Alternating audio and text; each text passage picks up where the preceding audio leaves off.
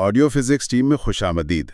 ہم نے پچھلے کئی اسباق میں حروف کو حرکت دینا، انہیں رفتار دینا سیکھا ہے، لیکن آج کا سبق انہیں روکنے کے بارے میں ہے۔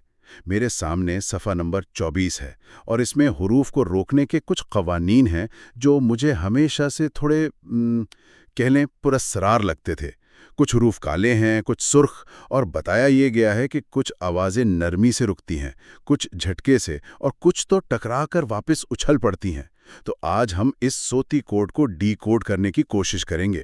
یہ واقعی ایک کوڈ کو ڈی کوڈ کرنے جیسا ہی ہے، کیونکہ عربی صوتیات میں آپ جب کسی حرف کو روکتے ہیں تو یہ صرف آواز کو ختم کرنا نہیں ہے، یہ توانائی کی منتقلی کا ایک عمل ہے، اور ہر حرف اپنی ساخت کے لحاظ سے اس توانائی کو الگ طرح سے جذب کرتا ہے یا منعکس کرتا ہے۔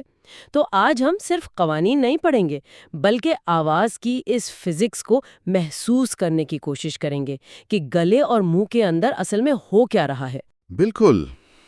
تو آئیے اس گفتگو کو اس کے بنیادی تصور سے شروع کرتے ہیں۔ صفحہ 24 پر سبق نمبر 11 کا عنوان ہے سکون، جسے جزم بھی کہتے ہیں، اور حروف کے اوپر ایک چھوٹی سی علامت ہے جو دال جیسی دکھتی ہے۔ ماخذ کہتا ہے کہ یہ ایک بریک کی طرح کام کرتی ہے۔ جی بالکل، ایک بریک کی طرح، اور جس حرف پر یہ علامت ہو اسے ساکن یعنی ٹھہرا ہوا کہتے ہیں۔ یہ ٹھہراوا ہونا بہت اہم ہے نا؟ بہت اہم۔ طبیعت کے قانون کی طرح ہی ہے کہ ایک ساکن جسم خود سے حرکت نہیں کر سکتا، اسے حرکت دینے کے لیے ایک خارجی قوت کی ضرورت ہوتی ہے۔ اچھا۔ اسی طرح ایک ساکن حرف کو اکیلے پڑھا ہی نہیں جا سکتا، اسے ہمیشہ اپنے سے پہلے والے متحرک حرف سے ٹکرانا پڑتا ہے۔ بالکل، جس پر زبر، زیر یا پیش ہو اس سے ٹکرانا پڑتا ہے۔ یہ ایک صوتی تصادم ہے۔ اور یہیں سے بات دلچسپ ہوتی ہے، کیونکہ ہر تصادم کی آواز ایک جیسی نہیں ہوتی۔ آپ کی بات سے مجھے یہ خیال آیا کہ ان مختلف سٹاپس کو سمجھنے کے لیے کوئی مثال استعمال کی جائے۔ ماخذ میں 3 طرح کے سٹاپس کا ذکر ہے، تو انہیں کیسے سمجھا جائے؟ اس کے لیے ایک بہت اچھی مثال ہے جو میں اکثر استعمال کرتی ہوں۔ فرض کریں کہ آپ 3 مختلف قسم کی گیندیں پھینک رہے ہیں۔ اس سے یہ تینوں صوتی سٹاپس بالکل واضح ہو جائیں گے۔ پہلا ہے عام ساکن، یعنی وہ حروف جو گرڈ میں کالے رنگ میں لکھے ہیں۔ ٹھیک ہے، تو پہلی گیند کون سی ہے؟ پہلی گیند ایک نرم سا بین بیگ ہے۔ تصور کریں آپ اسے گیلی مٹی یا کیچڑ میں پھینکتے ہیں، کیا ہوگا؟ وہ وہی رک جائے گی، دھپ کر کے۔ بالکل، دھپ کی ایک مدھم آواز کے ساتھ گرے گا اور وہیں دھس کر رک جائے گا۔ کوئی اچھال نہیں، کوئی واپسی نہیں، بس ایک مکمل ہموار اسٹاپ۔ آواز کی ساری توانائی کیچڑ میں جذب ہو گئی۔ اچھا۔ گرڈ میں موجود ات، اس یا ال کی آوازیں بالکل ایسی ہی ہیں۔ زبان یا ہونٹ ملتے ہیں اور آواز نرمی سے ختم ہو جاتی ہے۔ واہ! تو اس کا مطلب ہے کہ آواز کی توانائی ختم نہیں ہوتی بلکہ صرف جذب ہو جاتی ہے۔ یہ تو ہوئی عام بریک کی، لیکن گرڈ میں کچھ حروف جیسے اب، اج اور اد کو خاص طور پر سرخ رنگ میں نمایاں کیا گیا ہے۔ یقیناً یہ بین بیگ والی مثال پر پورے نہیں اترتے ہوں گے۔ آپ نے بالکل صحیح نقطہ پکڑا۔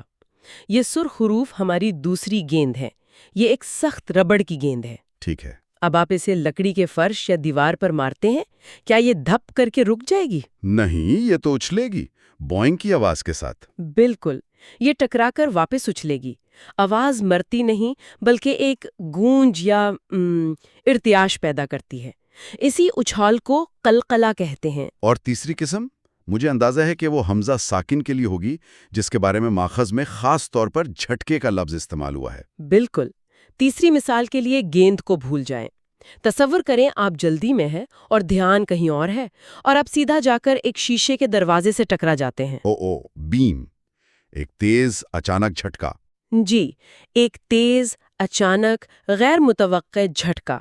کوئی نرمی نہیں، کوئی اچھال نہیں، بس ایک فوری اور سخت رکاوٹ۔ یہ حمزہ ساکن کی آواز ہے۔ تو ہمارے پاس 3 اسٹاپس ہیں: نرم جذب ہونے والا اسٹاپ، اچھال والا اسٹاپ اور جھٹکے والا اسٹاپ۔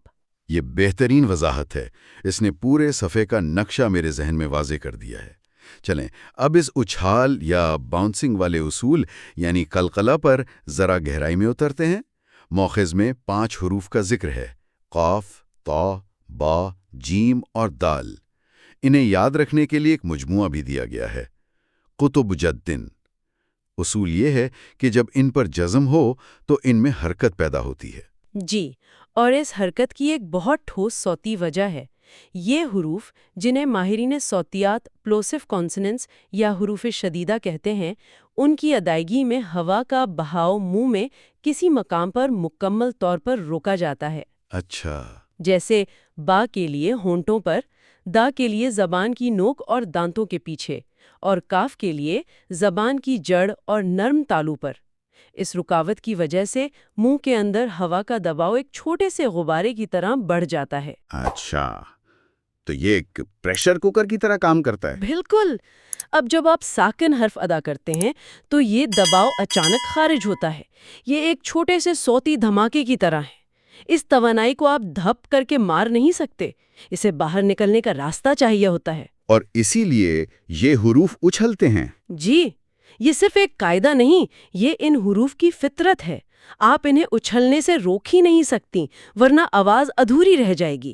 تو اب صرف اب نہیں بلکہ اب کی طرح ادا ہوتا ہے، جہاں آخر میں اس دباؤ کے اخراج کی ہلکی سی گونج ہوتی ہے۔ یہ بہت دلچسپ ہے۔ تو یہ صرف ایک تلفظ کا اصول نہیں بلکہ ایک جسمانی عمل ہے۔ مجھے اکثر سننے والوں سے یہ سوال ملتا ہے کہ قلقلہ ادا کرتے ہوئے عام غلطی کیا ہوتی ہے؟ کیا لوگ اسے پورا با یا دا بنا دیتے ہیں؟ یہ سب سے عام غلطی ہے۔ یاد رکھیں، یہ ایک مکمل متحرک حرف نہیں ہے، یہ ربڑ کی گیند کا اچھالنا ہے۔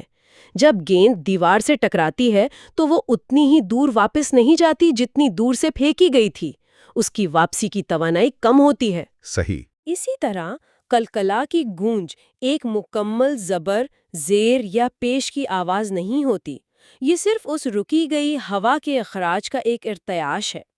اگر آپ اب کو پوری طرح ابا پڑھیں گے تو آپ نے ایک ساکن حرف کو متحرک کر دیا، جو اصول کے خلاف ہے۔ یہ صرف ایک ہلکی سی بازگشت ہے۔ جی، جیسے حبلن میں ہبا لن نہیں پڑھنا بلکہ حبلن، جہاں ایک بہت ہلکی سی نہ ہونے کے برابر آواز ہے۔ ٹھیک ہے، تو اگر قطب جدی کی آوازیں اچھلتی ہیں کیونکہ ہوا کا دباؤ خارج ہوتا ہے، تو کیا تمام آوازیں اسی طرح رکتی ہیں؟ ماخذ میں حمزہ کے بارے میں ایک خاص وارننگ دی گئی ہے جو بالکل الٹ لگتی ہے۔